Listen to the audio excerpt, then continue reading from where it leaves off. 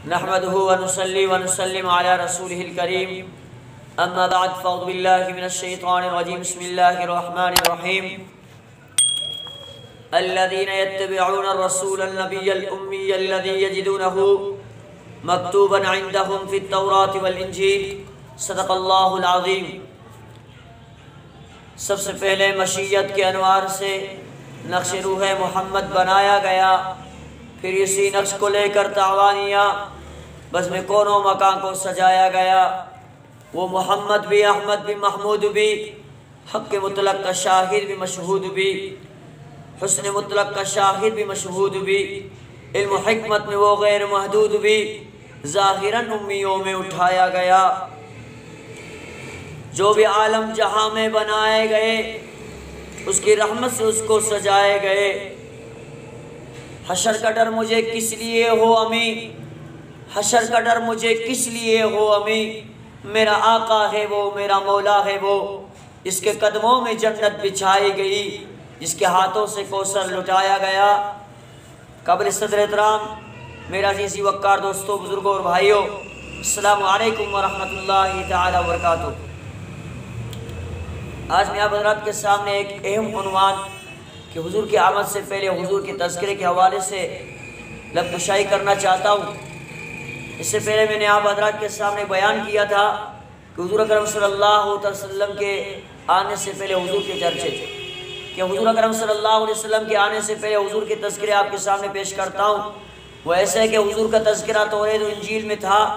لوگ حضور اکرم صلی اللہ علیہ وسلم کا تذکرہ توریت اور انجیل میں پڑھتے تھے، تو حضور اکرم صلی اللہ علیہ وسلم کے تذکروں کو جب توریت میں پڑھا تو ان کے دل میں حضور اکرم صلی اللہ علیہ وسلم کو دیکھنے کے لیے وہ تڑپ پیدا ہو گئی کہ حضور اکرم صلی اللہ علیہ وسلم کو جلدی سے ہم دیکھیں۔ جب حضور کا تذکرہ تو انہوں نے توریت میں پڑھا تو حضور کے سننے کے لیے وہ بیتاب ہو گئے۔ جب حضور کا تذکرہ انہوں نے توریت میں پڑھا تو حضور اکرم صلی اللہ علیہ وسلم کو اپنے دماغوں میں بٹھانے کے لیے وہ پیش قدم ہو گئے۔ جب حضور اکرم صلی اللہ علیہ وسلم کا تذکرہ جب انہوں نے توریت میں پڑھا تو حضور اکرم صلی اللہ علیہ وسلم کے ہاتھوں کو بوسہ دینے کے لیے وہ تڑپنے لگے۔ جب حضور اکرم صلی اللہ علیہ وسلم کا تذکرہ وہ توریت میں پڑھنے لگے تو حضور اکرم صلی اللہ علیہ وسلم کی طرف وہ آنے اور جانے کے لیے وہ تڑپنے لگے۔ توجہ کرنا ایک واقعہ آپ کے سامنے پیش کرتا ہوں۔ حضرت عوان بن سعید جو بنی امیہ سے تعلق رکھتے ہیں، اپنا ایک واقعہ پیش کرتے ہیں کہ میں شام کی طرف ہجرت کے سلسلے سے گیا ہوا تھا کہ وہاں ایک عیسائی پادری سے میری ملاقات ہو گئی۔ مکہ میں جو کام چل رہا تھا تو میں اس کے سامنے وہ بات رکھی کہ مکہ میں ایک آدمی آیا ہے اور وہ کہتا ہے میں آخر زمان نبی ہوں، میرے پر ایمان لاؤ، میں نبی ہوں آپ لوگوں کا، اور وہ بتوں کی بات کرنے سے روکتا ہے اور اسلام کی طرف بلاتا ہے۔ اس انصاری تو اس یہودی عالم نے اس عیسائی پادری نے کہا اسے خاموش ہو جاؤ، میں آپ کے سامنے کچھ فضیلتیں، کچھ حلیہ مبارک، کچھ تذکرات آپ کے سامنے پیش کرتا ہوں، کیا یہ وہ سارے اس میں پائے جاتے ہیں؟ جب اس عیسائی پادری نے اس حضرت عبان بن سعید رضی اللہ عنہ کے سامنے اس نے حضور اکرم صلی اللہ علیہ وسلم کا تذکرہ کیا تو حضور اکرم صلی اللہ علیہ وسلم کا تذکرہ بخوبی جس طرح سے عیسائی پادری نے بیان کی بالکل ہی سیم اسی طرح سے نبی علیہ السلام میں پایا جا رہا تھا۔ تو حضرت عبان بن سعید کہنے لگے واللہ مجھے اللہ کی قسم بالکل یہی صفات اس میں موجود ہیں۔ عیسائی پادری بیٹھا ہوا تھا، دھڑام سے کھڑا ہو گیا اور کہنے لگا کہ بھئی جس کا تذکرہ میں نے آپ کے سامنے کیا ہے وہ آخر زمان نبی ہے، کوئی اور غور نہیں، وہ بتوں کے لیے بتوں کی بات سے روکے گا، آپ رک جانا، وہ آپ کو اسلام کی طرف بلائے گا، آپ اسلام کی طرف چلے جانا، کیونکہ اس کا اسلام، اس کا دین، اس کا مذہب سارے دنیا پہ پھیل جائے گا، ساری دنیا کے مذاہب ختم ہو جائیں گے لیکن اسلام پھیل جائے گا۔ حضرت عبان بن سعید رضی اللہ عنہ فرماتے ہیں میرے دل میں ایمان کی قوت بڑک اٹھی، میرے دل میں حضور کو زیارت کا طلب اٹھا۔ میں شام میں تھا، تجارت کے لیے سلسلے سے آ رہا تھا، لیکن میرے دل میں تجارت کا بالکل ہی جو ہے نا مزہ بھی نہیں آ رہا تھا کہ جلدی سے مکہ جاؤں، حضور کی زیارت کروں، جلدی سے مکہ جاؤں، حضور کا آواز سنوں، جلدی سے مکہ جاؤں، حضور کو چھوں، جلدی سے مکہ جا کر حضور سے ملاقات کروں، حضور اکرم صلی اللہ علیہ وسلم کے ہاتھ کو بوسہ دے کر حضور کے غلاموں کی صف میں شامل ہو جاؤں، ایسے نہ ہو کہ عوام تجھے موت آ جائے۔ حضرت رباح بن سعید رضی اللہ عنہ فرماتے ہیں جلدی سے میں مکہ کا سفر شروع کیا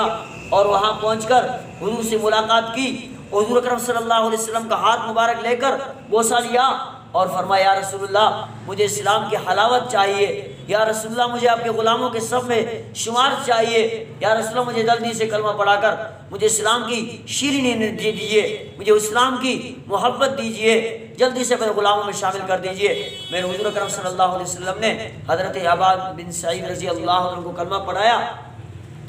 اور حضرت عباد بن سعید رضی اللہ تعالیٰ عنہ کلمہ پڑھ رہے ہیں، اسلام کی مٹھاس دل میں آ رہی ہے، کلمہ پڑھ رہے ہیں، دل میں اسلام کی نور پیدا ہو رہا ہے، کلمہ پڑھ رہے ہیں، آنکھوں میں محبت پیدا ہو رہا ہے، دماغ میں حضور کا تصور، حضور کی زیارت کا تصور پیدا ہو رہا ہے، اور یہ پڑھ کر حضور اکرم صلی اللہ علیہ وسلم کے صفوں میں شامل ہو رہے ہیں۔ یہ واقعہ بیان کرنے کا مقصد یہ ہے کہ دیکھو حضور اکرم صلی اللہ علیہ وسلم کے بعثت سے پہلے توریت میں جو تذکرے لوگ پڑھ رہے تھے ان کے دل میں حضور کی زیارت تڑپ رہی تھی، ان کے دلوں میں حضور کی آواز کو سننے کی تڑپ پیدا ہو رہی تھی، حضور کے حلیوں کو دیکھنے کی تڑپ پیدا ہو رہی تھی۔ ایک وقت اور واقعہ آپ کے سامنے پیش کرتا ہوں حضور کے بعثت سے پہلے۔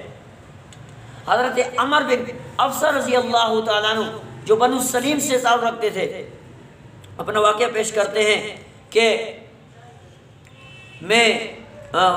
جو ہے نا ایک اہل کتاب سے میری ملاقات ہو گئی۔ وہ فرماتے ہیں کہ میں بنو سلیم حضور اکرم صلی اللہ علیہ وسلم کے بعثت سے پہلے میری ملاقات ایک اہل کتاب سے ہوئی۔ اہل کتاب اس کو کہتے ہیں جو توریت زبور انجیل پہ ایمان لاتا ہو، اس کو اہل کتاب کہتے ہیں جی۔ تو فرماتے ہیں میں اہل کتاب سے ملاقات ہوئی تو ان سے انہوں نے تذکرہ مجھے سنایا کہ آخر زمان پہ نبی پیدا ہوگا جو بتوں کی عبادت کرنے سے روکے گا، اسلام کی درخواست کرے گا اور اس کا دین دنیا میں بالکل پھیل جائے گا۔ حضرت عمر بن افسہ رضی اللہ عنہ فرماتے ہیں جب اس اہل کتاب سے حضور کا تذکرہ میں نے سنا میرے دل میں اسلام کی روشنی، اسلام کی مٹھاس جاگ اٹھی اور میں تڑپ اٹھا کہ جلدی سے حضور اکرم صلی اللہ علیہ وسلم سے ملاقات ہو جائے، لیکن مجھے معلوم نہ تھا کہ بعثت ہوئی نہیں۔ مکے سے جو بھی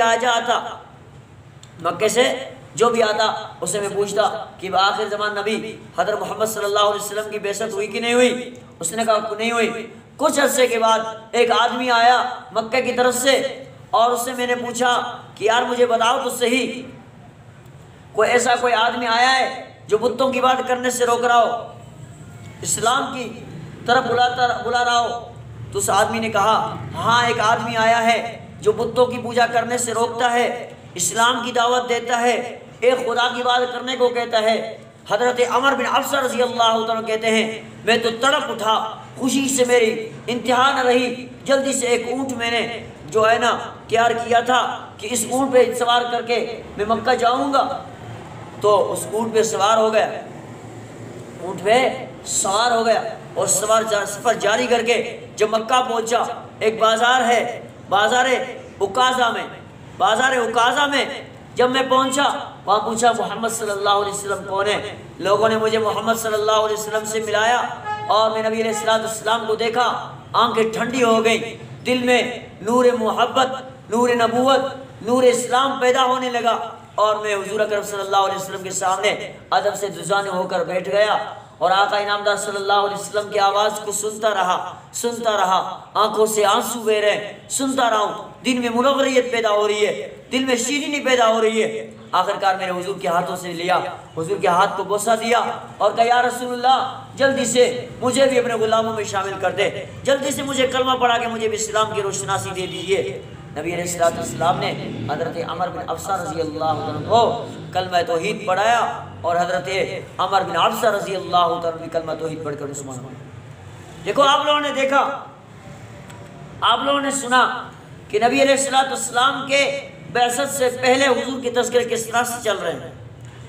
آخری واقعہ آپ کے سامنے پیش کرتا ہوں، حضرت عبداللہ بن السلام رضی اللہ تعالیٰ عنہ جو یہودیوں کے ٹھیک ٹھاک بڑے عالم تھے، بڑے چوٹ کی بڑے عالم تھے